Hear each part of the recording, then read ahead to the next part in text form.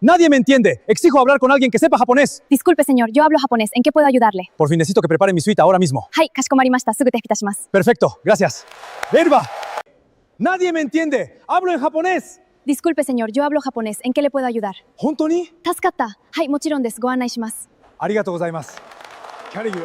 Nadie me entiende en este hotel. Lo siento, señor. ¿Qué necesita? Hablo japonés. ¿Nadie aquí lo entiende? Ah, ¿Nihongo ga hanasemasu ka? Sí, por fin alguien que me entiende. Con gusto, señor. En el hotel nadie entendía al millonario japonés. Hasta que una camarera habló japonés. Eres tan inútil que ni siquiera sirves para limpiar los baños que usan los perros de los ricos.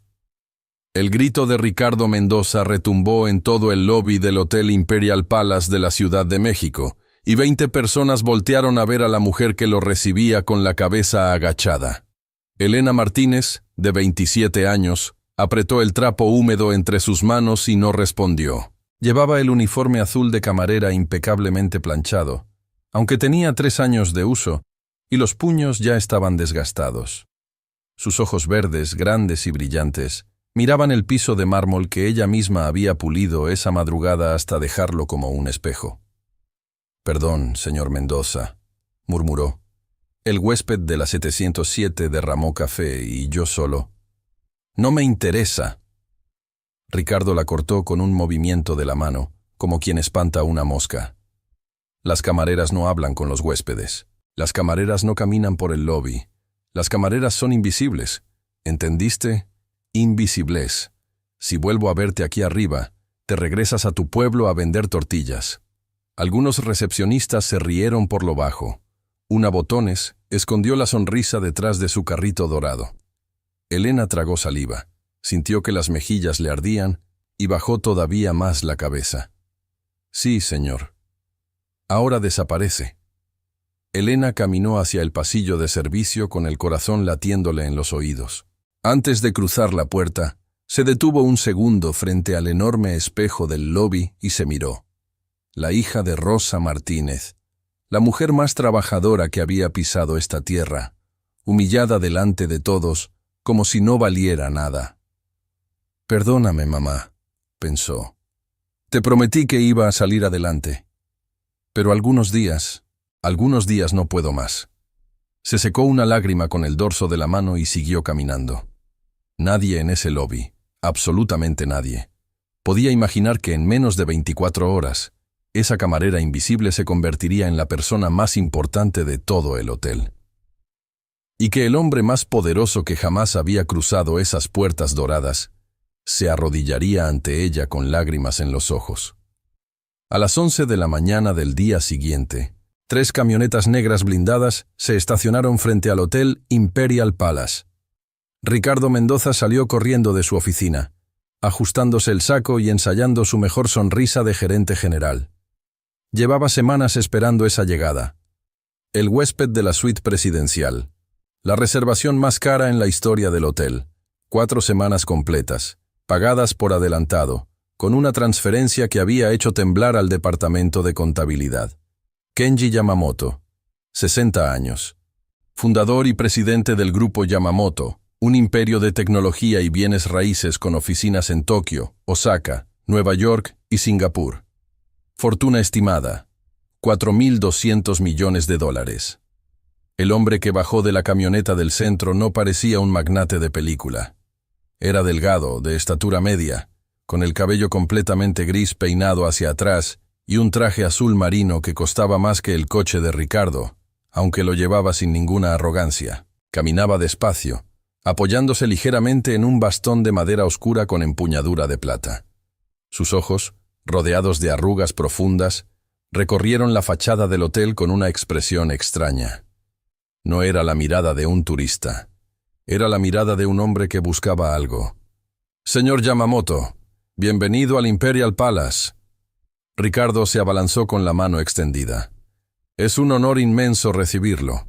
Soy Ricardo Mendoza, gerente general, y estoy a sus órdenes para lo que necesite, absolutamente lo que sea». El anciano lo miró, hizo una reverencia breve y respondió con voz serena. «Yoroshiku onegai shimasu. Watashi wa hito o sagashite imasu. Totemo taisetsu na hito desu». Silencio. Ricardo parpadeó. Mantuvo la sonrisa congelada, mientras el cerebro se le llenaba de pánico. Sí, claro, por supuesto. Bienvenido. Welcome. Su suite está lista, ¿sí? Suite, room, big room. Very nice. Kenji Yamamoto frunció el ceño. Repitió, más despacio, señalando un sobre de papel amarillento que sacó del bolsillo interior de su saco. Ito Osagashite Imasu. Kono Tegami. Kono Ito Oshite Imasuka. ¿Alguien habla japonés? Susurró Ricardo hacia atrás sin dejar de sonreír. ¿Alguien habla japonés en este maldito hotel? Los recepcionistas se miraron entre sí. La concierge negó con la cabeza. El jefe de seguridad se encogió de hombros. El traductor que contratamos llega hasta el jueves, murmuró la asistente de Ricardo. Su vuelo desde Los Ángeles se canceló. ¿El jueves? Hoy es lunes, Marisol. El señor Yamamoto adelantó su viaje una semana. Nadie nos avisó. Kenji seguía hablando, cada vez con más urgencia, extendiendo el sobre amarillento hacia Ricardo. Su voz, antes serena, empezaba a quebrarse. Había algo en sus ojos que cualquier persona con corazón habría reconocido al instante. Desesperación. Pero Ricardo Mendoza no era una persona con corazón. Sí, señor Yamamoto, claro que sí. Le palmeó el hombro sin entender una sola palabra. Ahorita lo llevamos a su suite y le subimos champán, ¿eh? Champán, ¿sí? Todo va a estar muy bien.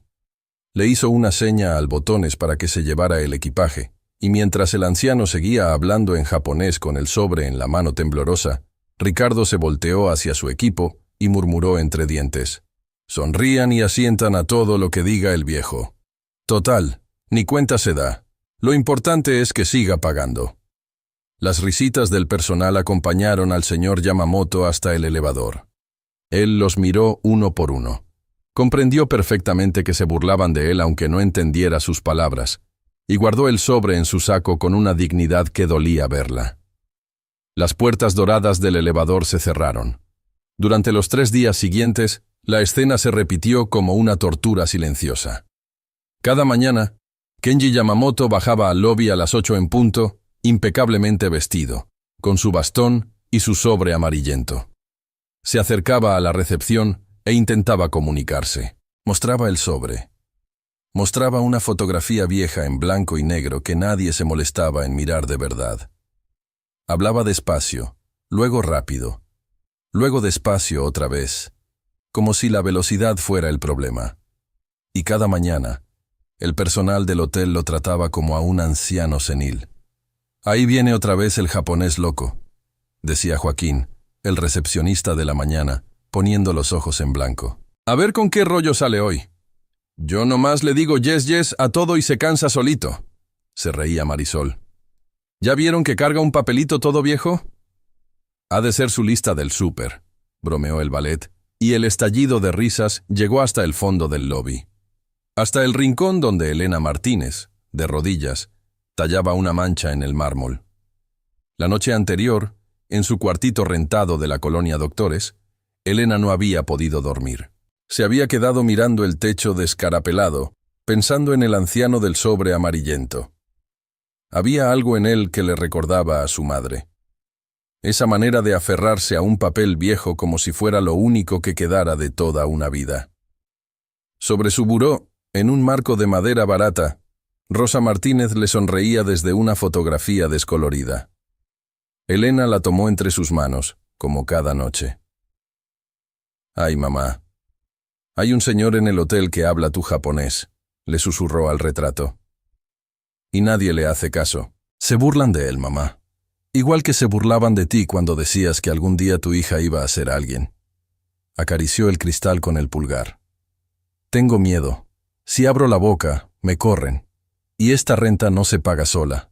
Y la medicina de la tía Carmen tampoco». Cerró los ojos. «Pero tú me hubieras dicho que hay cosas más importantes que el miedo, ¿verdad? Tú siempre decías eso.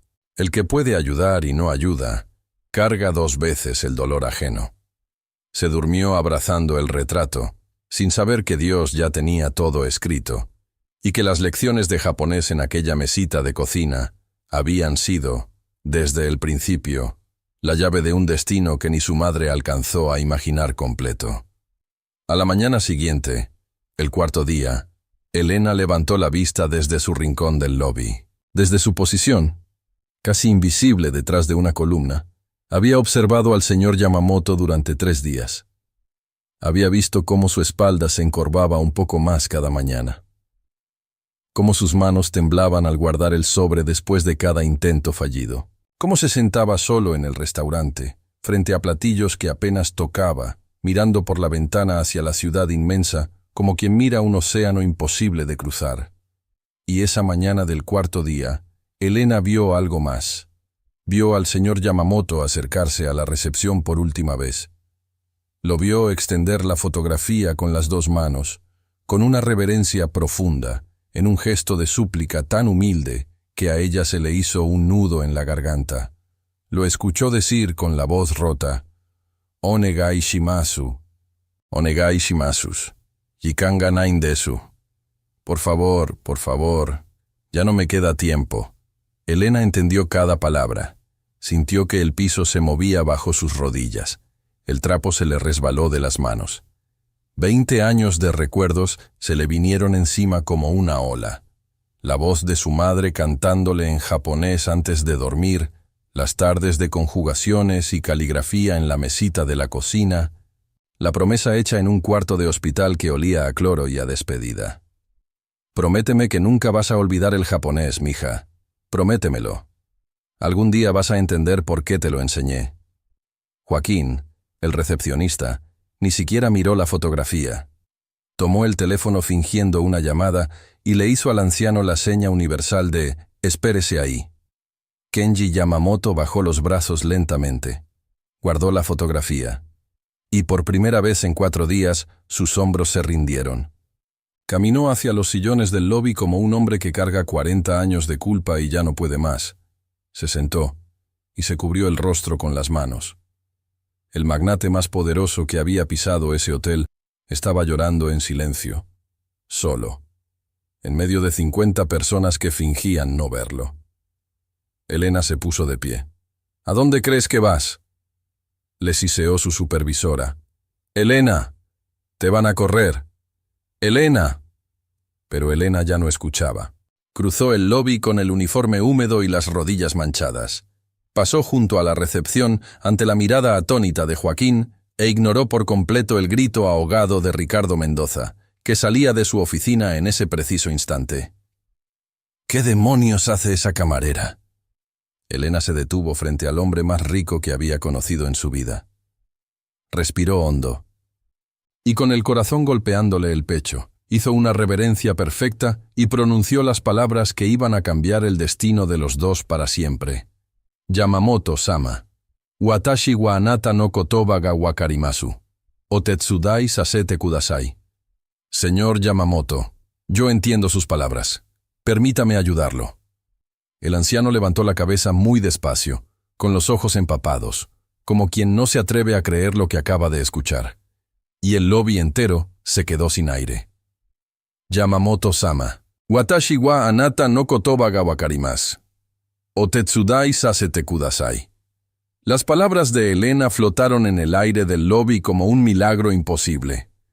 Kenji Yamamoto se quedó completamente inmóvil.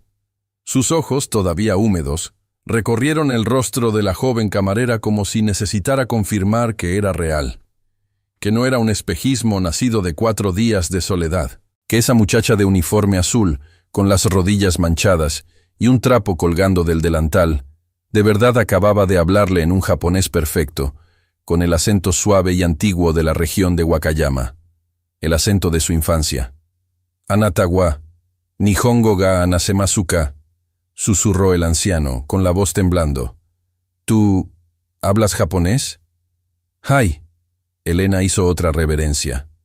«Mi madre me enseñó desde niña, Yamamoto-sama. Perdone mi atrevimiento, pero llevo 4 días viéndolo sufrir, y ya no pude quedarme callada». Lo que pasó entonces, nadie en ese lobby lo olvidaría jamás.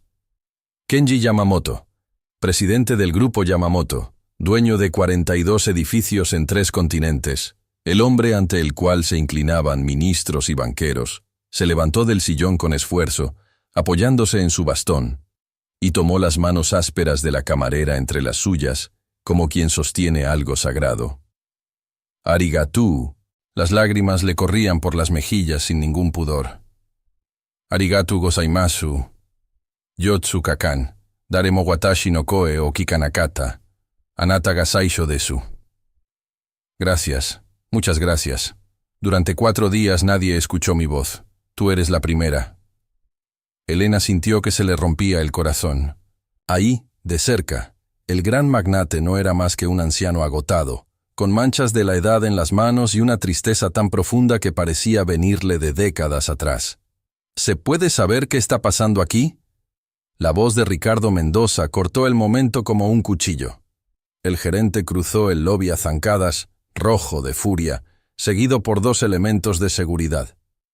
«Elena Martínez, te dije que las camareras no se acercan a los huéspedes. Estás molestando al señor Yamamoto», y volteándose hacia el anciano con su sonrisa de plástico. «Mil disculpas, señor Yamamoto. Ahorita mismo retiramos a esta empleada. No volverá a molestarlo, se lo garantizo». «Ella no me está molestando». Ricardo se congeló, porque la frase la había pronunciado Elena, en español, pero inmediatamente después la repitió en japonés hacia el señor Yamamoto, y el anciano respondió algo con firmeza, sin soltar las manos de la muchacha. ¿Qué está diciendo?», balbuceó Ricardo. «El señor Yamamoto dice», tradujo Elena, con la voz clara, «que la única persona que no lo ha tratado como a un loco en este hotel soy yo. Y pregunta cuál es su nombre completo, señor Mendoza, porque quiere recordar el nombre del gerente que lo dejó llorar solo en un lobby durante 4 días». El silencio fue tan absoluto que se escuchó el hielo cayendo en un vaso del bar, a 30 metros de distancia. Joaquín, el recepcionista, palideció detrás de su mostrador. Marisol fingió revisar unos papeles. Los huéspedes que tomaban café en los sillones dejaron sus tazas suspendidas en el aire. «Señor Yamamoto, ha habido un malentendido». Ricardo intentó recomponerse. «El traductor oficial llega el jueves. Y nosotros...» Kenji lo interrumpió con una sola frase, seca como un golpe de katana. Elena tradujo. «Dice que ya no necesita a su traductor del jueves. Que la señorita aquí presente será su intérprete personal durante toda su estancia. A partir de este momento». «¿Ella?». Ricardo soltó una risa nerviosa. «Señor Yamamoto, con todo respeto, ella es una camarera. Limpia baños. No tiene estudios. No tiene preparación. No puede simplemente...». «Ricardo-san». Era la primera vez que el anciano pronunciaba una palabra reconocible para el gerente. Kenji Yamamoto se irguió cuanto le permitió la espalda, y aunque era 15 centímetros más bajo que Ricardo, en ese momento pareció una montaña. Habló despacio, con una autoridad que no necesitaba traducción, pero Elena la dio de todos modos. «Dice el señor Yamamoto, en mi país aprendí que el valor de una persona no se mide por su puesto, sino por su corazón. Esta joven mostró más honor en 1 minuto que todo su hotel en 4 días. Ella será mi voz. Y si eso le parece mal, mañana mismo me mudo con toda mi comitiva al hotel de enfrente y me llevo conmigo el contrato de 200 millones de pesos que mi corporación pensaba firmar con los dueños de este lugar». Ricardo Mendoza sintió que el mundo se le venía encima. ¿200 millones? ¿Qué contrato? Nadie le había hablado de ningún contrato. De pronto entendió que aquel viejito senil del sobre amarillento no había venido a México de vacaciones. «No será necesario, señor Yamamoto», tragó saliva. «Si usted desea que Elena lo asista, el hotel no tiene ningún inconveniente. Ninguno». «Sabia decisión», tradujo Elena. Y por primera vez en 3 años de trabajar bajo las órdenes de Ricardo Mendoza, lo miró directamente a los ojos sin agachar la cabeza. Y Ricardo, en ese instante, la odió como nunca había odiado a nadie.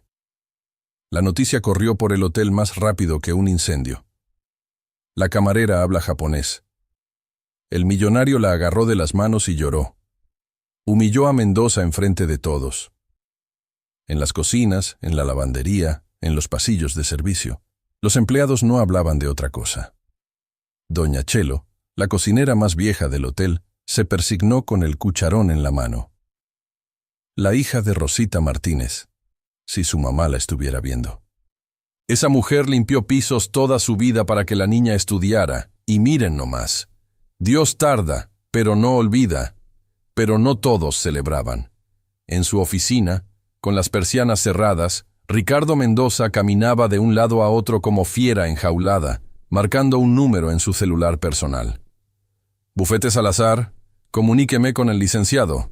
Dígale que es Ricardo Mendoza. Sí, espero. Se sirvió un whisky con la mano temblando de rabia. Una pinche camarera me humilló delante de todo mi personal. No, escúchame bien. Ese viejo japonés vale $4,000 millones y está buscando a alguien en México. Lo investigué. ¿Y si ese viejo va a regalar dinero? Le dio un trago largo al whisky y sonrió por primera vez en todo el día. Vamos a asegurarnos de que se lo regale a quien nosotros digamos. Una hora después, Elena estaba sentada en el salón privado de la suite presidencial, con las manos sobre el regazo, sin atreverse a tocar el juego de té que un mesero les había servido en porcelana fina. Todavía traía puesto el uniforme de camarera. Todavía no podía creer nada de lo que estaba pasando. Kenji Yamamoto la observó en silencio durante un largo rato. Luego sonrió por primera vez en 4 días, y su rostro entero cambió. Las arrugas de tristeza se volvieron arrugas de bondad. «Tu japonés es hermoso», le dijo en su idioma. «Antiguo, cálido. Así hablaba la gente en el pueblo donde nací». «¿Quién te enseñó de verdad, hija?» «Mi madre, Yamamoto-sama. Se llamaba Rosa. Trabajó muchos años para una familia japonesa aquí en México, los Takahashi. La señora Takahashi le enseñó el idioma, y mi mamá me lo enseñó a mí, todas las noches, desde que tenía 5 años. Decía que era el regalo más valioso que podía dejarme. Decía. El anciano captó el tiempo pasado con delicadeza. Elena bajó la mirada. Murió hace 6 años. Cáncer. Yo tenía 21. Apretó las manos. Trabajaba limpiando casas de día y cosiendo de noche para pagarme la escuela. Nunca la escuché quejarse, ni una sola vez. Cuando ya estaba muy malita en el hospital, me hizo prometerle que jamás olvidaría el japonés. Yo le pregunté por qué era tan importante, y ella nada más sonrió y me dijo, «Algún día lo vas a entender, mija. Dios no le pone llaves en la mano a quien no va a necesitar abrir una puerta». Kenji Yamamoto se quedó mirándola con una expresión indescifrable. Algo cruzó por sus ojos. ¿Un recuerdo? ¿Un presentimiento? Pero lo guardó de inmediato, como quien cierra una caja delicada. «Tu madre era una mujer sabia», dijo al fin, con la voz espesa. «Las mujeres como ella sostienen el mundo sin que el mundo se entere». «¿Puedo preguntarle algo, Yamamoto-sama?» Elena se armó de valor. «Estos 4 días, usted intentaba decirle algo a todos. Mostraba un sobre, una fotografía. ¿Qué es lo que necesita? ¿Qué es tan urgente?» El anciano guardó silencio. Se levantó despacio. Caminó hasta la ventana que dominaba toda la Ciudad de México. 20 millones de almas extendidas hasta el horizonte. Y habló sin voltear. «Vine a este país a buscar a una persona. Llevo buscándola 30 años, Elena. Contraté detectives, agencias, abogados. Nada. México es muy grande, y yo empecé a buscar demasiado tarde». Su mano apretó la empuñadura del bastón. «Y ahora ya no me queda tiempo». «¿Por qué dice eso, Yamamoto-sama? Si me permite decirlo, usted se ve fuerte. Y... tengo cáncer de páncreas, hija. Etapa 4. Las palabras cayeron sobre Elena como piedras heladas. El anciano se volteó, y en su rostro no había miedo. Había algo peor. Había prisa. «Los médicos de Tokio me dieron 6 meses. Eso fue hace 2. Sonrió con una tristeza infinita.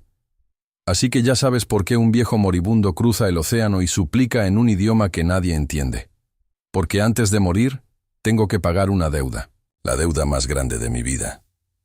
Sacó del saco el sobre amarillento, lo abrió con un cuidado casi religioso y extrajo la fotografía en blanco y negro que nadie en el hotel se había molestado en mirar.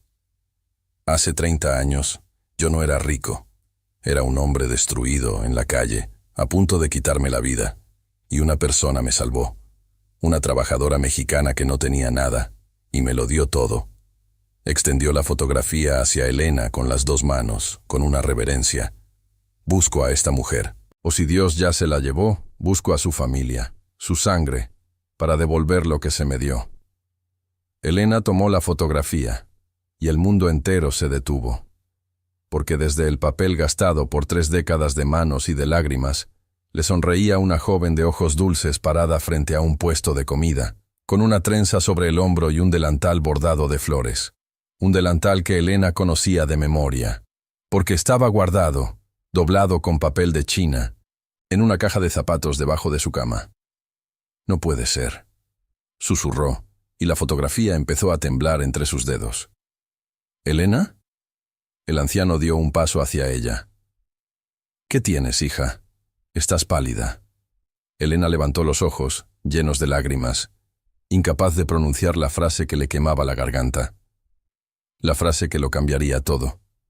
«Esta mujer es mi madre». Pero antes de que pudiera decirla, 3 golpes secos sonaron en la puerta de la suite, y la voz de Ricardo Mendoza atravesó la madera como una serpiente. «Señor Yamamoto, seguridad del hotel. Tenemos que hablar con la señorita Martínez. Es urgente. Ha desaparecido una joya de una de las habitaciones que ella limpió esta mañana». Elena sintió que el suelo se abría bajo sus pies. La trampa acababa de comenzar. El secreto de Elena. Ha desaparecido una joya de una de las habitaciones que ella limpió esta mañana.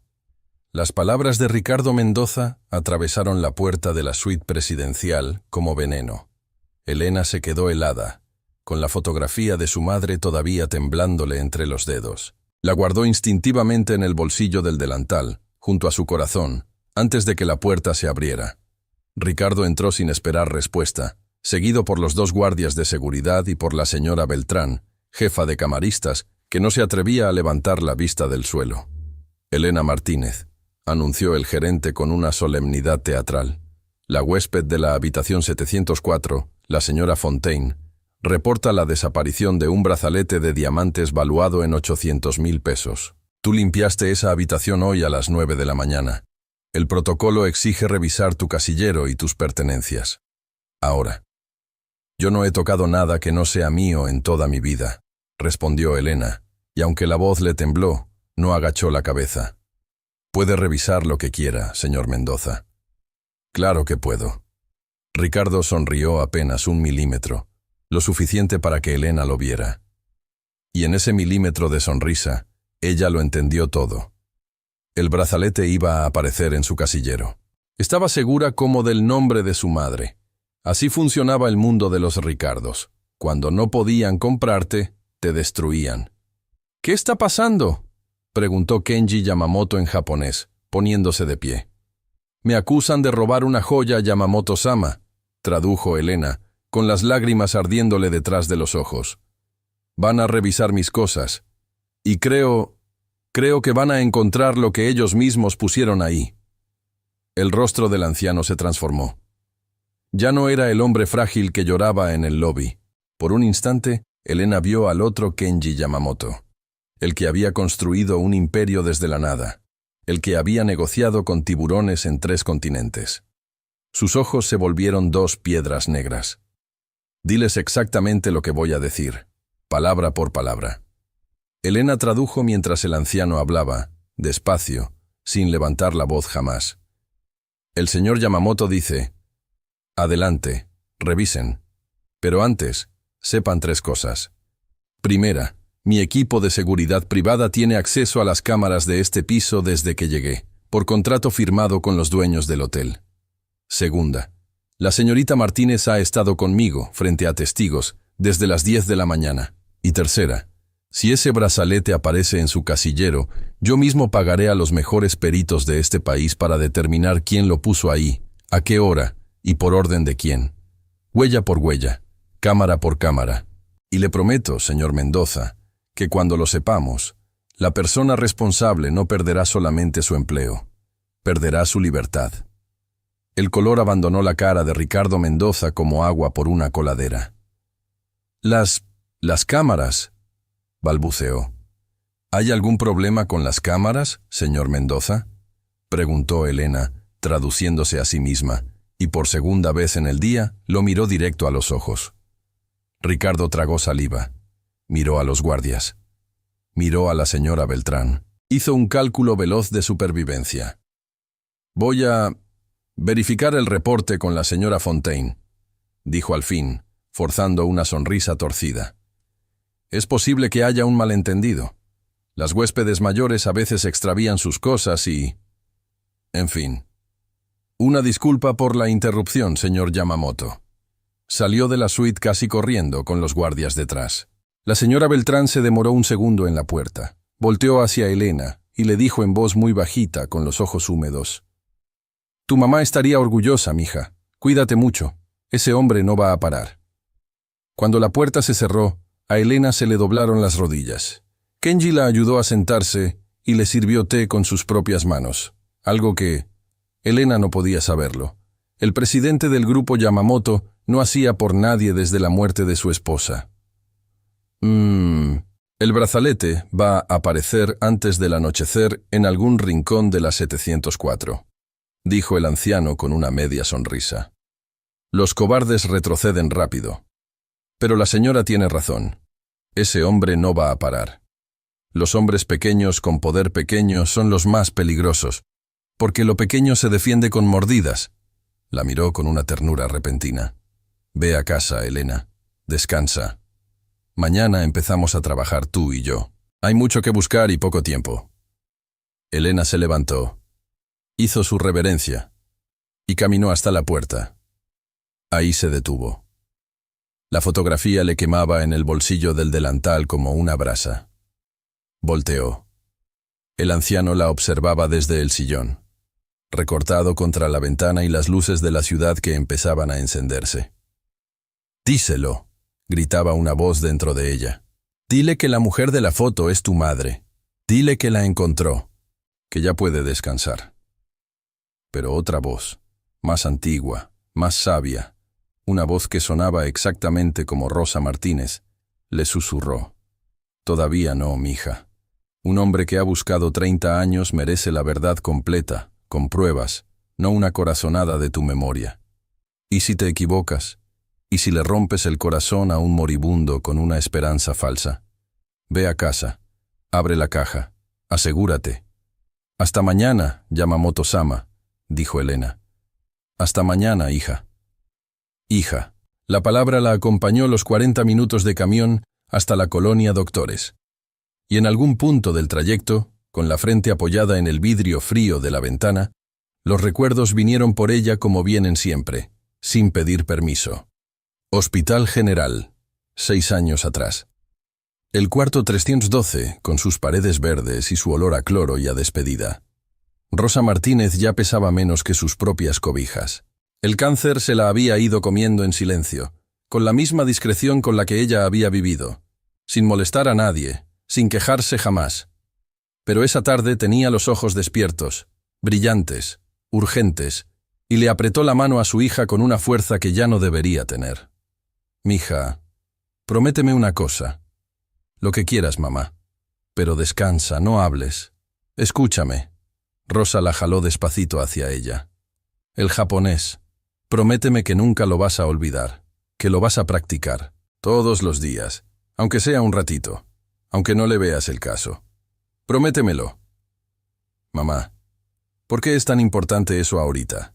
Los doctores dijeron. «Los doctores no saben lo que yo sé». Y sonrió, con esa sonrisa suya de los días buenos, la de la fonda, la de las margaritas bordadas. «Yo una vez le di de comer a un hombre que se estaba muriendo de hambre y de tristeza. No tenía nada que darle, y le di lo que tenía. ¿Y sabes qué me dijo Dios esa noche, aquí adentro? Se tocó el pecho con un dedo flaquito. Me dijo, Rosa, esto no se acaba aquí. Yo no voy a alcanzar a verlo, mija. Pero tú sí. Dios no le pone llaves en la mano a quien no va a necesitar abrir una puerta. Y yo llevo 20 años poniéndote una llave en la mano. Elena lloraba sin entender. Prometió. Claro que prometió. 3 días después, Rosa Martínez se fue en la madrugada, dormidita, sin molestar a nadie, como vivió. El camión frenó en la esquina de siempre. Elena se bajó con el corazón hecho un puño y caminó las 3 cuadras hasta su casa repitiendo la frase de su madre como un rosario. El cuartito de Elena olía a jabón y a memoria.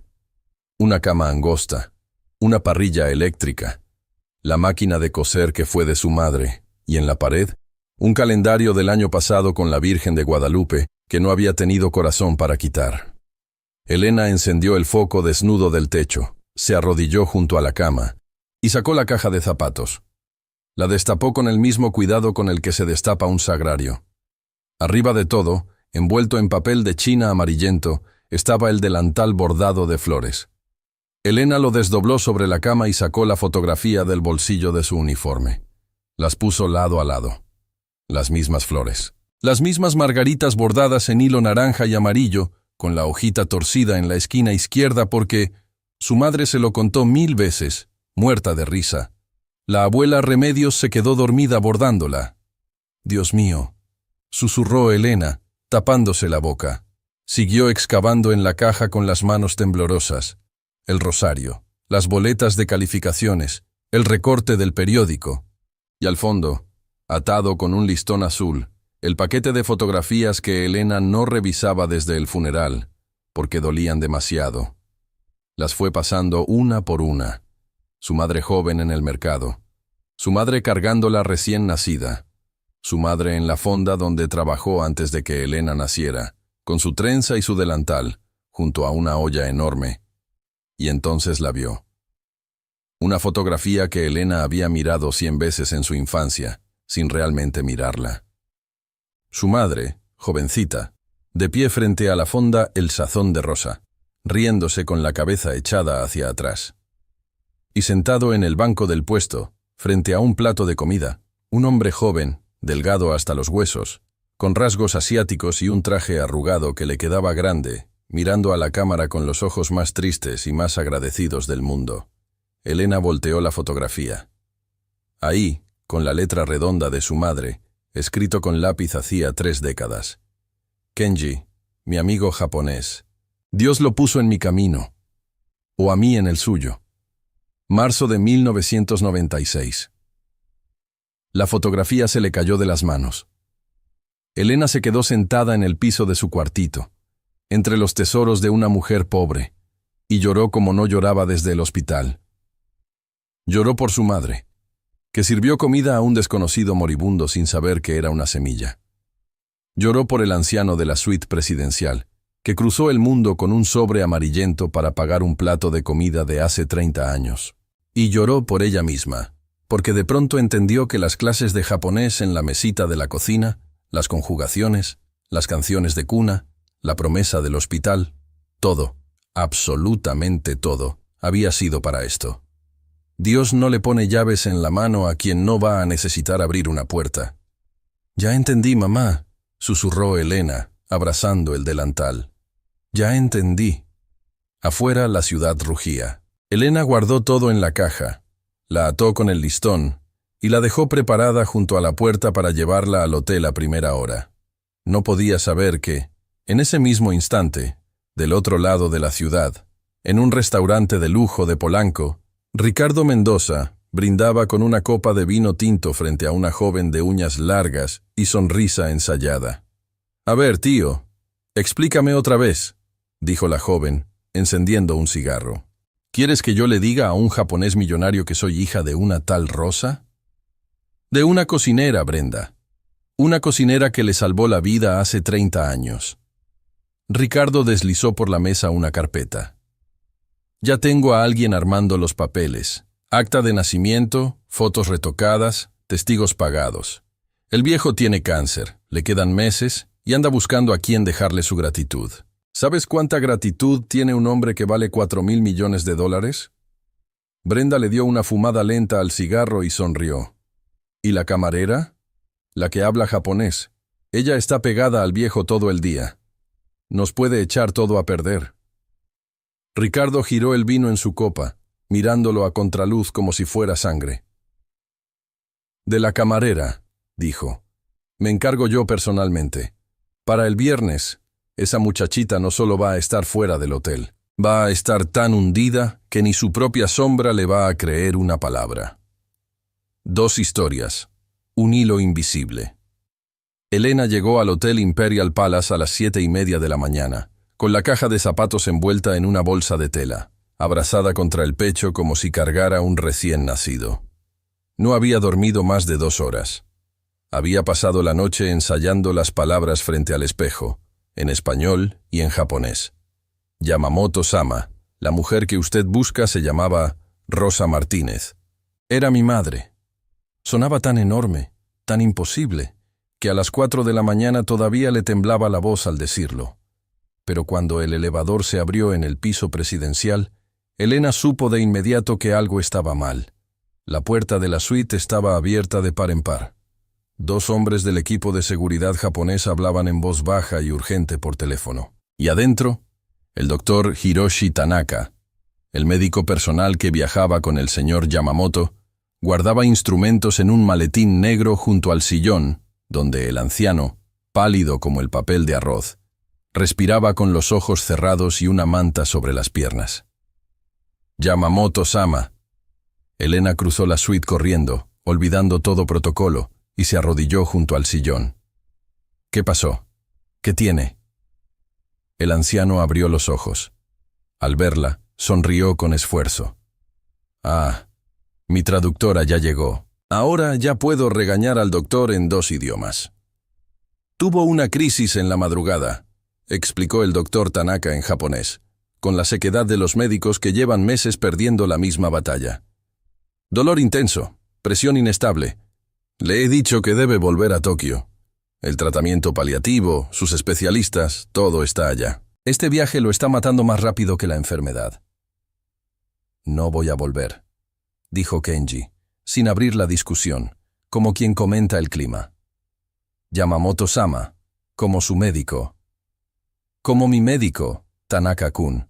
Ya me dijiste que me estoy muriendo. Ese trabajo ya está hecho. El anciano se incorporó despacio en el sillón. Lo que hagas con mis últimas semanas ya no es asunto de la medicina, es asunto mío. Y yo no cruzaré el océano de regreso hasta que encuentre lo que vine a buscar. Si me muero buscando, habré muerto mejor que viviendo 40 años sin buscar. El doctor Tanaka apretó los labios, hizo una reverencia rígida y salió de la suite. Elena se quedó a solas con el anciano, todavía de rodillas junto al sillón, con la bolsa de tela apretada contra el pecho. Era el momento. Ábrela, díselo. Pero Kenji habló primero. Elena, ayer no terminé de contarte la historia. Y después de esta noche, entendí que no me sobran los días para andar dejando historias a la mitad. Señaló el sillón de enfrente. Siéntate, hija. Hoy quiero que sepas exactamente a quién estamos buscando. ¿Y por qué un plato de comida puede pesar más que 4.000 millones de dólares? Elena obedeció. Algo dentro de ella, la voz de su madre, quizás, le dijo, «Déjalo hablar, mi hija. Él necesita contarlo tanto como tú necesitas oírlo». El anciano miró por la ventana, hacia un punto situado 30 años atrás. En 1995 yo era un hombre importante en Osaka. Tenía una empresa de componentes electrónicos, 120 empleados, una esposa hermosa, un hijo de 4 años. Tenía tanto que dejé de mirar lo que tenía. Su voz se volvió ceniza. Mi socio se llamaba Takeshi. Era mi mejor amigo desde la universidad. Yo firmaba lo que él me ponía enfrente, porque un hombre ocupado no lee, Elena. Un hombre ocupado confía. Un lunes de octubre, Takeshi desapareció con todo. Las cuentas, los contratos, hasta el fondo de pensiones de mis empleados. Y todos los papeles que yo había firmado sin leer me señalaban a mí como el ladrón. Dios mío, perdí la empresa. Perdí la casa. Los periódicos me hicieron pedazos. Yamamoto, el estafador de Osaka. Mis empleados escupían al escuchar mi nombre, y tenían razón, porque sus ahorros se fueron por mi firma. Tragó saliva. Mi esposa aguantó lo que pudo. Su familia le exigió el divorcio para protegerla de mi apellido. Se llevó al niño. Yo no peleé. ¿Qué le iba a ofrecer? ¿Un apellido sucio y una deuda de 1.000 millones de yenes?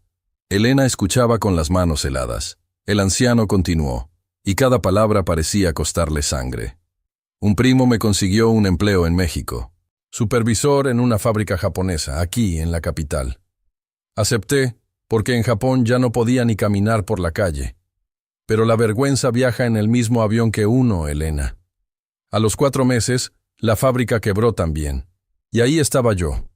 41 años, sin idioma, sin dinero, sin papeles en regla, durmiendo en un cuarto que debía 2 meses, en un país donde no conocía a nadie. Se detuvo. Sus manos apretaron la empuñadura del bastón. El 15 de marzo de 1996 decidí quitarme la vida. El silencio de la suite se volvió sólido. Elena no se atrevió ni a respirar. Lo digo sin drama, porque así fue, sin drama. Fue una decisión administrativa, como cerrar una empresa que ya no da ganancias. Escribí una carta para mi hijo que jamás envié. Caminé toda la mañana por la ciudad buscando el lugar. Un puente sobre el periférico. Y a media tarde, con la decisión ya tomada, me senté en una banqueta a esperar que oscureciera, porque hasta para morirse uno espera que no haya testigos. Una sonrisa mínima, terrible. Llevaba 2 días sin comer. Y entonces la olí. ¿La olió? La comida. Un puesto de comida en la esquina. Una fonda pequeñita, con un toldo de lona y 3 bancos que olía a... no sé decirlo en japonés ni en español. Olía a casa. A una casa que yo nunca tuve. Los ojos del anciano se llenaron de lágrimas. Y detrás de la olla estaba ella. Una mujer joven, con una trenza gruesa y un delantal bordado de flores. Me vio. Yo estaba sucio, Elena. Olía mal. Tenía la mirada de los que ya se despidieron. La gente llevaba semanas esquivándome en la calle como se esquiva un charco. Pero esa mujer me miró y no vio un charco. Me hizo una seña con la mano. Yo no me moví. Entonces salió de atrás de su olla, cruzó la calle, me tomó del brazo y me dijo la primera palabra que aprendí en español. Véngase. Elena ya estaba llorando. En silencio, sin mover un músculo, con las lágrimas cayéndole sobre la bolsa de tela. Me sentó en su banco. Me sirvió un plato de guisado con arroz y me lo puso enfrente sin preguntarme nada. Yo le hice señas. No tengo dinero. ¿Y sabes qué hizo? Se rió. Se rió con toda la cara, echando la cabeza para atrás, y me sirvió más arroz. Kenji se limpió los ojos sin vergüenza. Comí llorando. Un hombre de 41 años, llorando sobre un plato de guisado en una banqueta de México. Y ella no me miró con lástima ni una sola vez. Me trataba como a un cliente importante. Me rellenaba el vaso de agua de Jamaica. Y cuando terminé, me señaló el banco como diciendo, «De aquí no te vas», y me sirvió un café de olla. ¿Cuánto tiempo se quedó usted ahí? Fui todos los días durante 3 semanas, respondió el anciano.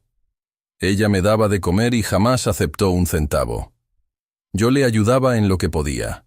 Cargaba el agua, lavaba las ollas, acomodaba los bancos. Aprendimos a hablarnos con las manos y con 20 palabras prestadas. Yo le enseñaba palabras en japonés, y ella se moría de risa con su propia pronunciación. «Arigato, Kenji, arigato». El anciano rió y lloró al mismo tiempo. Una tarde le mostré con señas que yo había tenido una empresa, máquinas, empleados.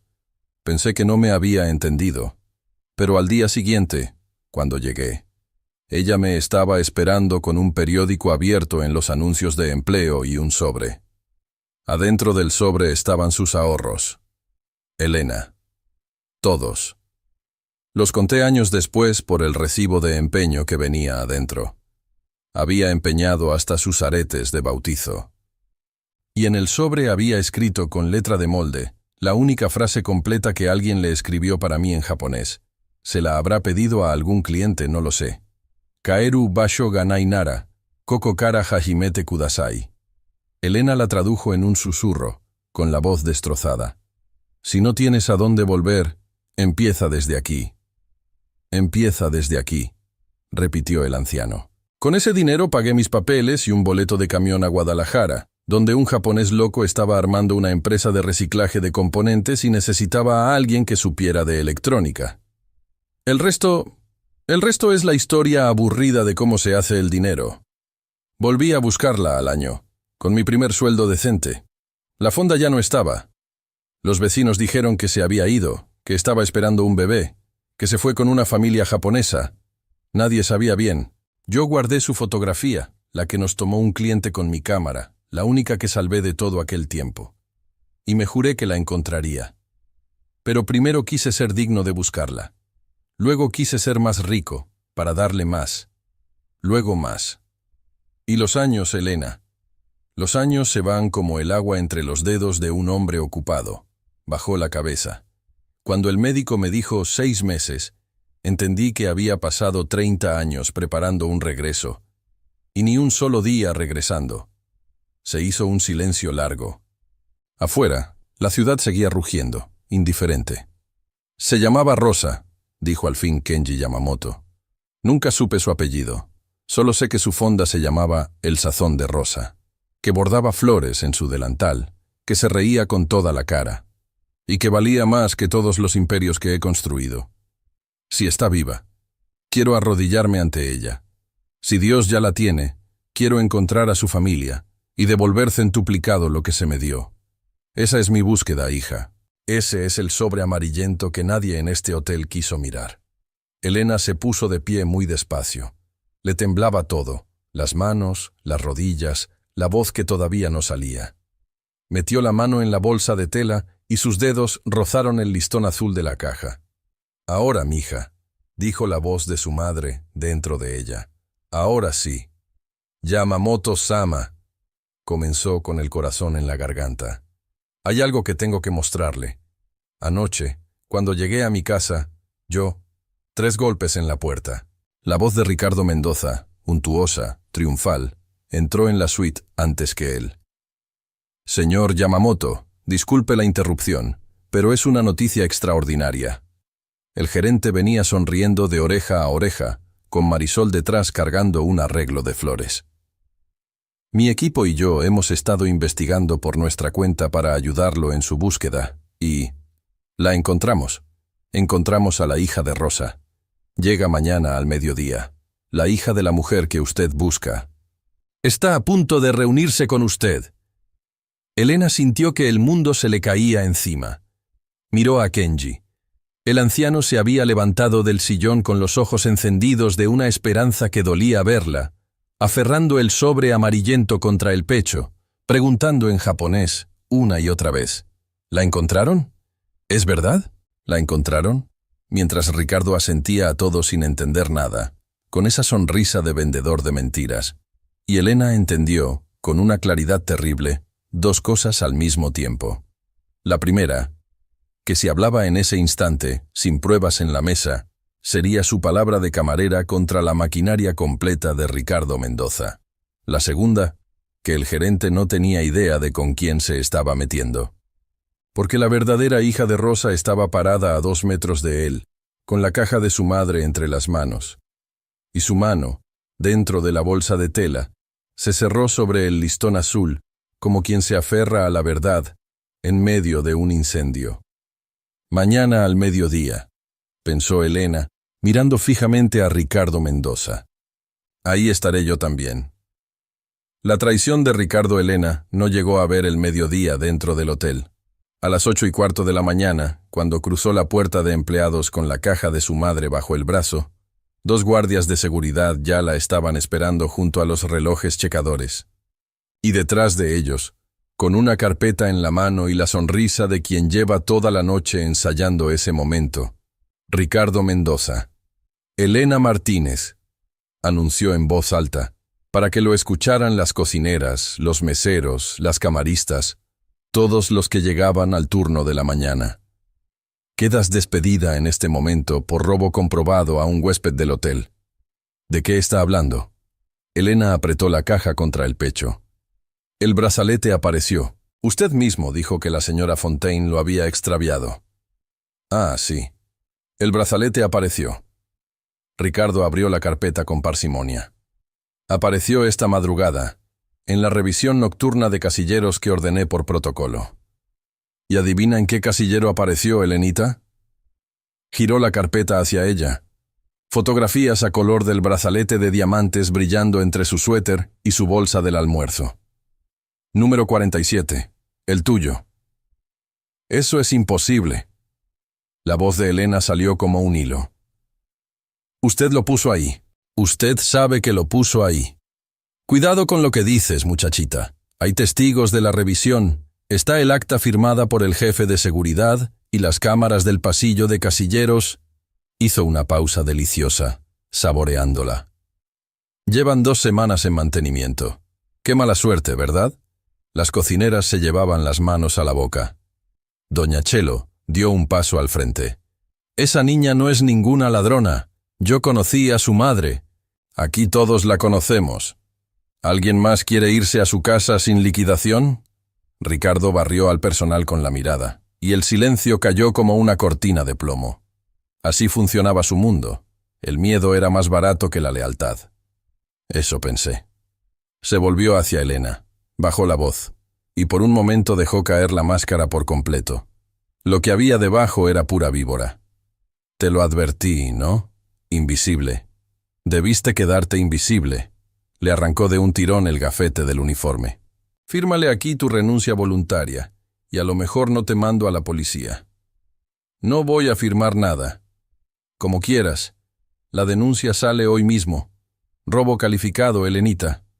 De 2 a 8 años. Se encogió de hombros. Con antecedentes penales no vas a limpiar baños ni en una gasolinera. Sáquenla. Los guardias la tomaron de los brazos. Elena no gritó, no pataleó. Solo alcanzó a decir una cosa, en voz alta y clara, mientras la llevaban hacia la puerta. El señor Yamamoto va a preguntar por mí, y usted le va a tener que explicar dónde estoy. Uy, el señor Yamamoto. Ricardo sonrió, mirándose las uñas. Al señor Yamamoto ya le está siendo comunicado, con el nuevo traductor que llegó anoche de Los Ángeles, que su querida intérprete resultó ser una ladrona que se le estaba acercando por interés. Pobre viejito. Confía en cualquiera. La última imagen que Elena tuvo del Hotel Imperial Palace fue la puerta de servicio cerrándose en su cara, bajo la primera lluvia de la temporada. Se quedó parada en la banqueta, empapándose, con la caja de su madre bajo el suéter para protegerla del agua. Adentro de ella, algo se rompía y algo se encendía al mismo tiempo. ¿Y sabes qué hizo tu madre cuando el mundo le cerró la puerta, mija? Dijo la voz de Rosa dentro de su pecho. Cruzó la calle y abrió otra. Elena levantó la cara hacia la fachada del hotel, 20 pisos de cristal y mármol, hasta la ventana de la suite presidencial. «Aguánteme tantito, Yamamoto-sama», murmuró. «No le voy a fallar, ni a usted ni a mi mamá». A las 12 en punto del día, las puertas doradas del Salón Diamante se abrieron para recibir a la hija de Rosa. Ricardo Mendoza había montado el teatro completo. Flores blancas, un cuarteto de cuerdas, champán y hasta un fotógrafo, para inmortalizar el momento. El nuevo traductor, un hombre gris y correcto llegado de Los Ángeles, que traducía con la pasión de una fotocopiadora, acompañaba a Kenji Yamamoto, sentado en el sillón central con su bastón y su sobre amarillento. El anciano estaba pálido. Había preguntado 3 veces por Elena esa mañana, y 3 veces le habían dado la misma respuesta ensayada. Renunció, señor. Se llevó dinero. Era una persona interesada. Nos engañó a todos. Kenji no lo creía. 40 años de negociar con mentirosos le habían enseñado a olerlos. Pero el corazón de un moribundo que busca algo desesperadamente es terreno fértil para cualquier semilla, hasta para las podridas. Y entonces entró Brenda. Venía vestida de humildad comprada en Polanco. Un vestido sencillo pero nuevo, el pelo recogido, sin joyas, con los ojos bajos y un pañuelo bordado de flores entre las manos. Una copia apresurada, cosida en una noche por una costurera a la que Ricardo pagó el triple por no hacer preguntas, basada en la foto que el detective del gerente había conseguido ampliar. «Señor Yamamoto», dijo Brenda, con un temblor de voz ensayado frente al espejo. «Mi mamá se llamaba Rosa. Tenía una fondita con un toldo, allá por el periférico. El Sazón de Rosa, se llamaba. Ella me contaba de usted, me contaba del japonés triste al que le daba de comer». El traductor gris tradujo. Kenji Yamamoto se inclinó hacia adelante, con el corazón golpeándole las costillas gastadas. Pregúntele qué me escribió su madre en el sobre. Ricardo, parado detrás de Brenda, contuvo la respiración. Esa no la tenían. El detective jamás averiguó lo del sobre. Pero Brenda era hija de su escuela. Cuando no sepas la respuesta, contesta el corazón. ¡Ay, señor! Brenda dejó escapar 2 lágrimas perfectas. Mi mamá no sabía escribir bien. Lo que le haya puesto en ese sobre, se lo puso con más amor que ortografía. Ella siempre decía, yo al japonesito le di lo que tenía, porque el que puede ayudar y no ayuda, carga 2 veces el dolor ajeno. Kenji Yamamoto se quedó sin aire. Esa frase la había escuchado apenas ayer, de labios de Elena, citando a su madre. ¿Cómo podía esta mujer conocerla? Lo que el anciano no podía saber era que Brenda la había escuchado de boca del propio Ricardo, quien a su vez la oyó de doña Chelo en la cocina, repitiendo entre lágrimas las frases de Rosa la mañana del despido. Las mentiras, como los buitres, se alimentan de pedazos de verdad. Kami-sama, susurró el anciano, y sus ojos se llenaron de lágrimas. ¿Y tu madre? ¿Dónde está tu madre, hija? ¿Vive? Murió, señor.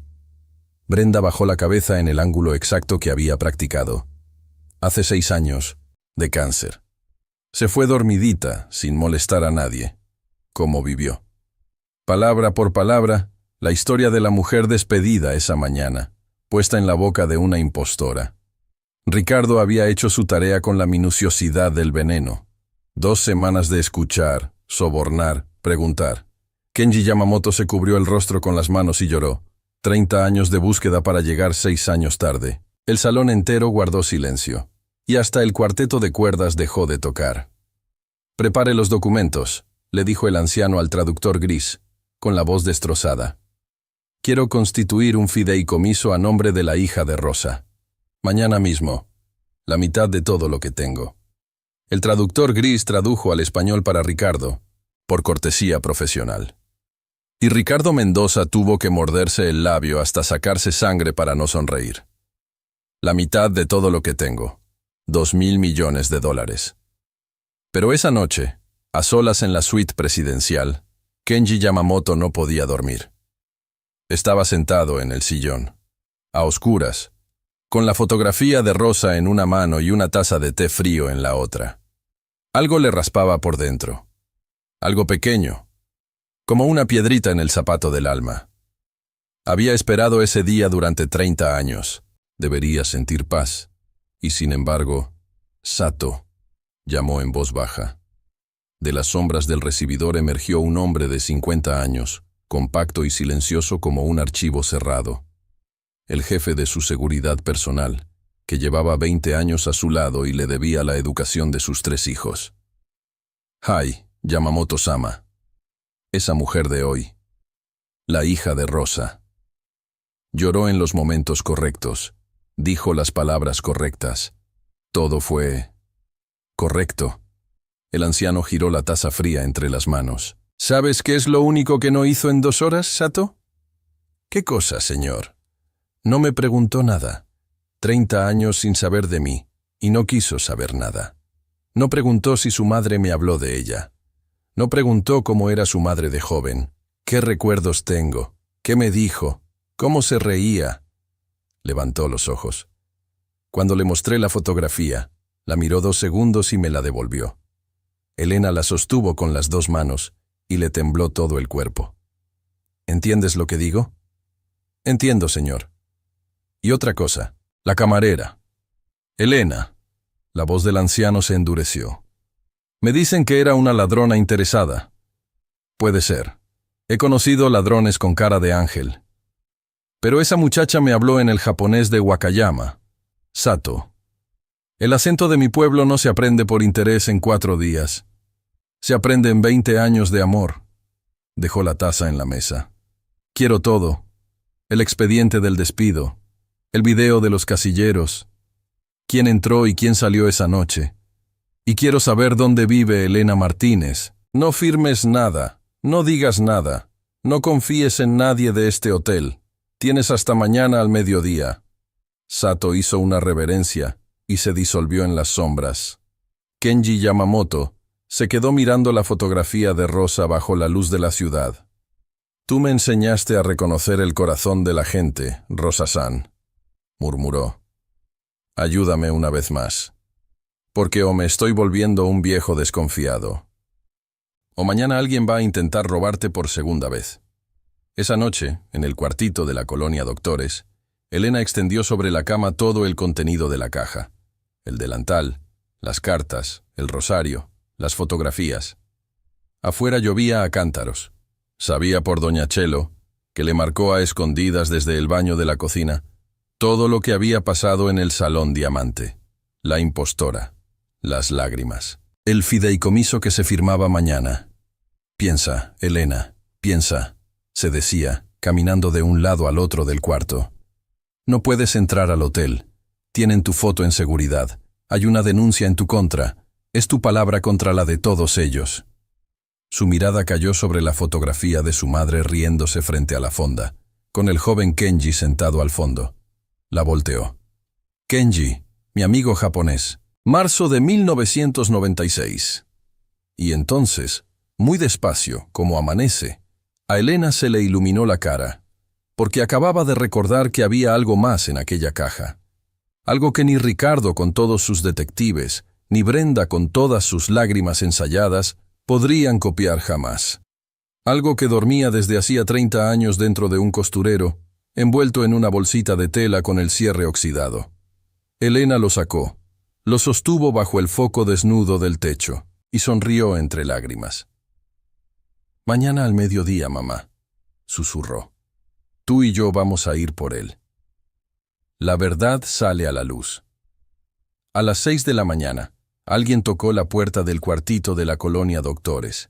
Elena, que no había dormido, se asomó por la rendija con el corazón en la boca. Del otro lado, empapado por la lluvia que no había parado en toda la noche, estaba un hombre japonés de traje oscuro que ella había visto siempre a 3 pasos detrás del señor Yamamoto, silencioso como una sombra. «Señorita Elena Martínez», dijo el hombre en un español lento pero correcto. «Mi nombre es Sato. Trabajo para Yamamoto-sama desde hace 20 años». Hizo una reverencia bajo la lluvia. «Llevo toda la noche revisando videos y expedientes. Y llevo 2 horas parado en esta esquina, decidiendo si tocar o no tocar su puerta». «¿Y qué lo decidió?», preguntó Elena. Sato la miró a los ojos.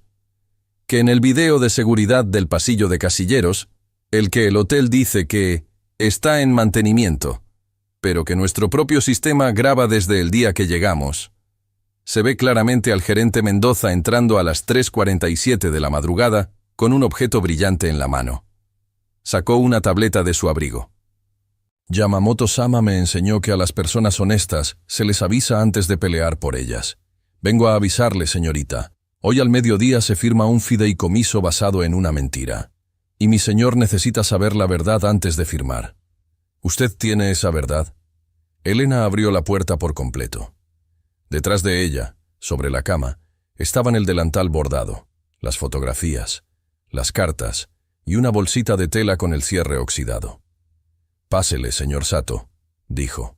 «Le voy a enseñar quién era mi madre». Sato entró.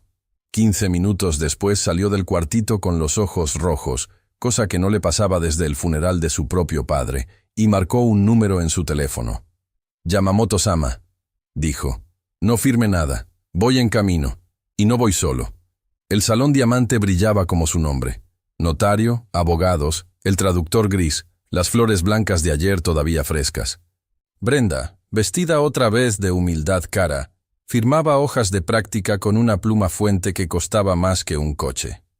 Ricardo Mendoza, en su mejor traje, revisaba por 10ª vez que las cámaras del salón estuvieran grabando. Quería ese momento en video para la posteridad. A las 12 en punto, Kenji Yamamoto entró apoyado en su bastón, más pálido que nunca, y ocupó el sillón central. El notario carraspeó y comenzó a leer el documento de constitución del fideicomiso Rosa, por un valor inicial de $2.000 millones. Y las puertas del Salón Diamante se abrieron de par en par. «Buenas tardes», dijo Elena Martínez. Entró con la frente en alto, escoltada por Sato y 2 hombres del equipo de seguridad japonés, todavía con gotas de lluvia en el pelo, cargando contra el pecho una caja de zapatos atada con un listón azul. El salón entero se congeló. «¿Qué hace esta mujer aquí?» Ricardo saltó de su silla. «¡Seguridad! Esta persona tiene prohibida la entrada. Hay una denuncia por robo en su contra. ¡Sáquenla inmediatamente!» Los guardias del hotel avanzaron. Los hombres de Sato dieron un solo paso al frente, sin tocar a nadie. Y los guardias del hotel descubrieron de pronto que tenían muchísimo interés en el tapiz de las paredes. «La señorita viene como invitada personal de Yamamoto-sama», dijo Sato. «Cualquiera que la toque, toca al grupo Yamamoto». «Señor Yamamoto». Ricardo se volvió hacia el anciano, sudando, cambiando de táctica sobre la marcha. «Le suplico que no se deje engañar. Esta mujer es una ladrona y una oportunista. Seguramente escuchó lo de la herencia y viene a inventar cualquier historia. Es obvio. Es un cuento». «Qué curioso», dijo Kenji Yamamoto en japonés, sin levantar la voz, y el traductor gris tradujo con su neutralidad de fotocopiadora. «Ayer usted encontró a la hija de Rosa en 24 horas. Y eso no le pareció un cuento. Hoy aparece una mujer con una caja de zapatos, y el cuento le parece obvio. Sentémonos todos. Los cuentos, señor Mendoza, se distinguen muy fácil de las verdades. Basta con hacer preguntas». El anciano se giró hacia Brenda, que apretaba el pañuelo bordado con los nudillos blancos. «Ayer no te pregunté nada, hija, porque el corazón me ganó. Hoy el corazón ya lloró todo lo que tenía que llorar. Así que vamos a conversar los 3. Miró a Elena, luego a Brenda. «Tu madre y yo nos hablábamos en 2 idiomas rotos, pero había una canción. Yo se la cantaba mientras lavábamos las ollas, y ella la aprendió a su manera. Una canción de cuna de mi pueblo. Si Rosa les habló de mí a sus hijas, les habrá cantado esa canción». Se recargó en el bastón y sonrió con una tristeza afilada. «¿Quién de las 2 me la puede cantar?»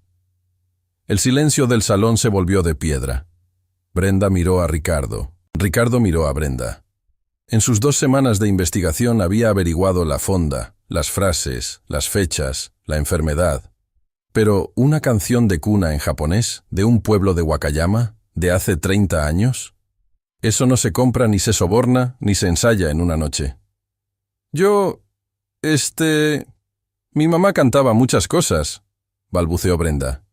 «Pero con los años, la memoria... Yo era muy chiquita y...» «Nemureru Kowa», dijo una voz. Todas las cabezas voltearon. Elena había cerrado los ojos, y con la caja de su madre apretada contra el pecho, empezó a cantar, bajito, desafinado a propósito en la 3ª nota, exactamente donde su madre desafinaba siempre, porque así la había aprendido, con el error incluido, como se heredan de verdad las cosas del corazón. Nemureru Kowa, Kawa Okudaru, Hoshigamiteiru, Kasan Momiteiru, el niño que duerme baja por el río. Las estrellas lo miran, y su madre también lo mira. Kenji Yamamoto se levantó del sillón sin darse cuenta de que se levantaba. El bastón cayó al suelo. Nadie lo recogió. «¿Dónde desafinas?», susurró el anciano con la voz hecha pedazos. «Desafinas en la 3ª nota, igual que ella. Yo intenté corregírsela 20 veces y ella se reía y me decía, así me gusta más, Kenji». «Así me gusta más», repitió Elena, abriendo los ojos, llorando y sonriendo al mismo tiempo. Me lo contó 1000 veces Yamamoto-sama. Me dijo, esta canción me la enseñó mi amigo japonés, Mija, y se canta así, con esta nota chueca, porque las cosas que se quieren no se corrigen. El anciano avanzó hacia ella tambaleándose. Sato dio un paso para sostenerlo, pero Kenji lo detuvo con la mano. Quería caminar solo. ¿Cómo se llamaba tu madre?, preguntó, aunque ya sabía. Aunque todo su cuerpo ya sabía. Rosa Martínez Delgado. Tenía una fonda con un toldo verde que se llamaba El Sazón de Rosa. Elena desató el listón azul con los dedos temblando. Bordaba margaritas en sus delantales porque mi abuela Remedios se lo enseñó. Este es el que llevaba puesto en marzo de 1996. Lo extendió. Las margaritas naranjas y amarillas, la hojita torcida de la esquina. Esta es la fotografía que les tomó un cliente. La volteó. Kenji, mi amigo japonés. Dios lo puso en mi camino, o a mí en el suyo. Es mi cámara. Kenji tocaba cada objeto como se tocan las reliquias. Es su letra, es su delantal. ¿Y esto? Elena sacó la bolsita de tela con el cierre oxidado. Estaba en el fondo de su costurero. Nunca supe qué era.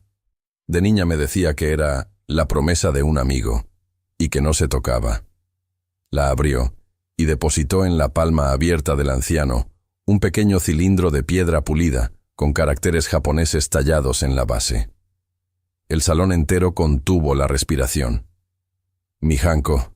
Kenji Yamamoto cayó de rodillas en medio del salón diamante, frente a notario, abogados, cámaras y a todo el personal del hotel que se agolpaba en las puertas.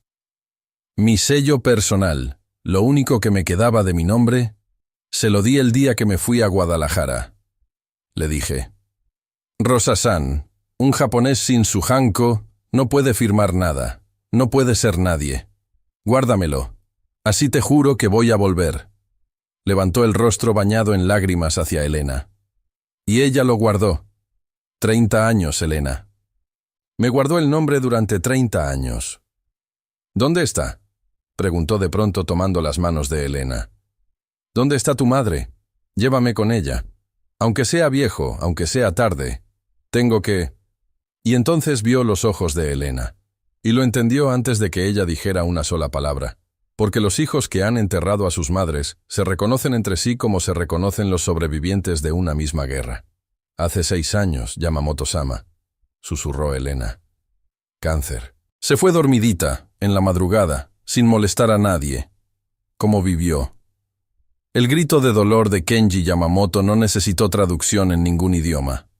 El anciano se dobló sobre sí mismo, abrazando el delantal de margaritas, y lloró 30 años completos en el piso de mármol del Salón Diamante. Y Elena se arrodilló junto a él y lo abrazó, y lloraron juntos, la huérfana y el moribundo, meciéndose despacio, mientras doña Chelo sollozaba en la puerta con todo el personal de cocina, y hasta el notario se quitaba los lentes para limpiarse los ojos. Solo 2 personas en el salón no lloraban. Brenda, que retrocedía muy despacito hacia la salida lateral, y Ricardo Mendoza, que estaba descubriendo, con la cara gris, que Sato le cerraba el paso con una tableta en la mano y un video en la pantalla. La puerta de los casilleros, 3:47 AM, y un gerente general con un brazalete de diamantes brillándole en la mano. Señor Mendoza, dijo Sato, con una cortesía perfecta. La policía ya viene en camino. Pero antes, Yamamoto-sama quiere decirle una cosa. El anciano se incorporó, sostenido por Elena, con el delantal de rosa todavía entre los brazos. Miró a Ricardo Mendoza de arriba a abajo, y cuando habló, su voz era la del presidente del grupo Yamamoto. Usted me dejó llorar solo 4 días en su lobby. Humilló a la hija de la mujer que me salvó la vida. Sembró una ladrona en mi mesa y una joya en un casillero ajeno. Hizo una pausa. Esta mañana compré la deuda de este hotel, señor Mendoza. Todos los pagarés. Para el viernes, el Imperial Palace tendrá dueño nuevo. Así que está usted despedido 2 veces. Como gerente y como hombre. La policía se encarga del resto. Y mientras dos patrullas se llevaban a Ricardo Mendoza, ante los teléfonos alzados de 100 empleados que no pensaban perderse ese momento por nada del mundo, Kenji Yamamoto tomó el rostro de Elena entre sus manos ancianas y le dijo, en el japonés dulce de Wakayama, «Tu madre me escribió. Si no tienes a dónde volver, empieza desde aquí. Tardé 30 años, hija, pero ya volví. Y ya sé desde dónde voy a empezar lo que me queda de vida». La promesa cumplida. El Panteón Civil de Dolores amaneció cubierto de neblina ese domingo. Elena caminó despacio entre las tumbas, guiando del brazo a Kenji Yamamoto, que había insistido en dejar el bastón en el coche. Ante ella, dijo, «Quiero llegar de pie». Sato lo seguía a 10 pasos, cargando algo envuelto en seda blanca. Se detuvieron frente a una tumba sencilla, de cemento pintado de blanco, con flores de papel descoloridas por la lluvia y una lápida pequeña. Rosa Martínez Delgado, 1966-2020. El que puede ayudar y no ayuda, carga 2 veces el dolor ajeno. Kenji Yamamoto leyó el epitafio en silencio, moviendo los labios. Luego, ante los ojos de Elena, el hombre que valía $4.000 millones se arrodilló en la tierra húmeda, apoyó las 2 palmas en el suelo e inclinó la frente hasta tocar la tumba, en la reverencia más profunda que existe en su tierra, la que se ofrece a los maestros, a los emperadores y a los muertos sagrados. Rosa-san. Su voz salía rota, en aquel japonés que ella nunca terminó de entender y siempre terminó de comprender. Tadaima. Ya llegué. Perdóname la tardanza. El hombre al que le diste de comer volvió. El hombre al que le guardaste el nombre vino a recuperarlo. Me pediste que empezara desde aquí, ¿te acuerdas? Empecé, Rosa-san. Construí edificios en 3 continentes, pero hoy, de rodillas frente a ti, entiendo por fin lo que estuve construyendo mal. Torres muy altas, sobre el lugar equivocado. El único imperio que valía la pena estaba aquí, en una fonda con toldo verde, y era tuyo. Sacó del saco el sobre amarillento, y de él un papel doblado en 4 que Elena no había visto nunca. Te escribí esta carta hace 30 años, en el camión a Guadalajara, con tus ahorros en mi bolsillo. Nunca supe a dónde enviarla. La desdobló con las manos temblando y la leyó completa, palabra por palabra, frente a la lápida.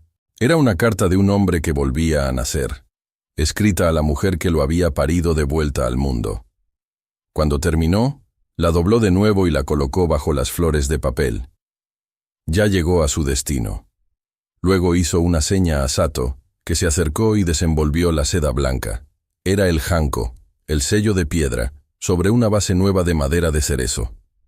Mi nombre me lo guardaste tú, Rosa-san. Por eso mi nombre te pertenece. Kenji colocó el sello junto a la lápida y presionó su marca, en tinta roja, en una esquina del cemento blanco. Los caracteres de Yamamoto quedaron estampados en la tumba de la cocinera del periférico. Donde firma un Yamamoto responde: tu hija ya no está sola en este mundo. Firmado queda. Elena lloraba sin ruido, abrazándose a sí misma. El anciano se volvió hacia ella y extendió la mano. Ven, hija, hay algo que quiero pedirte, y quiero pedírtelo aquí, delante de ella. Elena se arrodilló a su lado, sobre la tierra húmeda. Yo perdí un hijo por cobardía, hace 30 años. No peleé por él. Tú perdiste a tu madre, y con ella, toda tu familia. El anciano tomó las manos de Elena entre las suyas. Un notario puede escribir heredera en un papel, y ese papel diría muy poco. Yo quiero pedirte algo más grande que un papel. Quiero pedirte, Elena Martínez, hija de Rosa, que me dejes ser tu familia. No tu benefactor, no tu jefe, tu familia. Que me dejes estorbarte los domingos y preguntarte si ya comiste, y caminar contigo lo que me quede de camino. ¿Me aceptas, hija?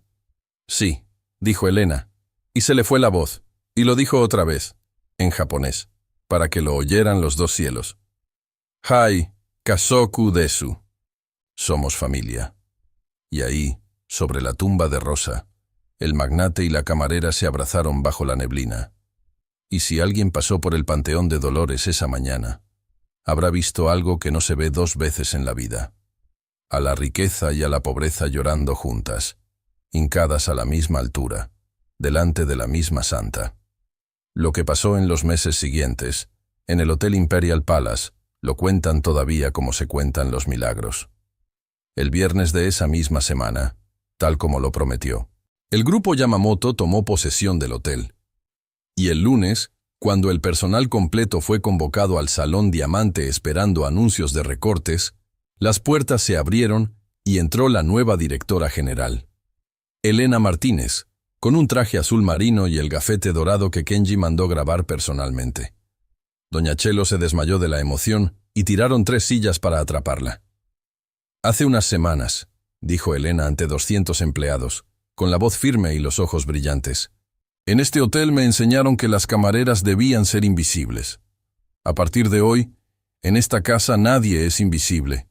Ni la señora que talla los pisos de madrugada, ni el muchacho que carga las maletas, ni la cocinera que llega antes que el sol. Porque yo aprendí de mi madre, que era cocinera, y de mi padre de corazón, que fue mendigo antes que millonario, que uno nunca sabe a quién le está sirviendo un plato de comida». Hizo una pausa y sonrió. Puede ser un ángel, puede ser un magnate, y a veces son la misma persona. Su primer decreto: los sueldos del personal de limpieza y cocina subieron 40%. El segundo, el restaurante del hotel, cambió de nombre. Las letras doradas sobre la entrada dicen, desde entonces, El Sazón de Rosa, y en la pared principal cuelga, enmarcada y ampliada, la fotografía de una joven de trenza y delantal de margaritas, riéndose con toda la cara junto a su olla. Debajo, una placa de bronce. Aquí nadie se va sin comer. Orden de la fundadora. Y es literal. Cada día, a las 3 de la tarde, la puerta trasera del Sazón de Rosa sirve comida caliente y gratuita a quien la necesite, sin preguntar nada. Kenji en persona, mientras tuvo fuerzas, bajó muchas tardes a servir los platos con sus propias manos. Decía que era el único puesto de trabajo que de verdad le había importado ganarse.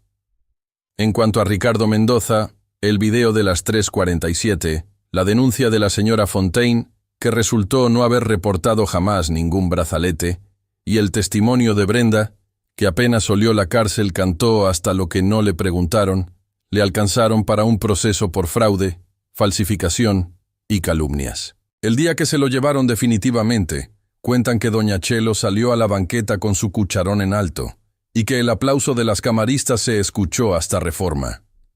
Pero el verdadero milagro ocurrió en noviembre. Elena llevaba semanas trabajando en secreto con Sato, en una búsqueda propia. Un hombre de unos 35 años, hijo de un empresario caído en desgracia en Osaka en 1995, criado con el apellido de su madre. Lo encontraron en Yokohama. Se llamaba Daichi, era ingeniero naval, tenía 2 hijos, y guardaba en un cajón, desde niño, los recortes de periódico de un padre al que le habían enseñado a odiar, y al que nunca dejó de buscar en secreto por internet. Elena voló a Japón sin decirle nada a Kenji. Estuvo 3 horas sentada frente a Daichi en una cafetería de Yokohama, contándole en el japonés de Wakayama la historia completa.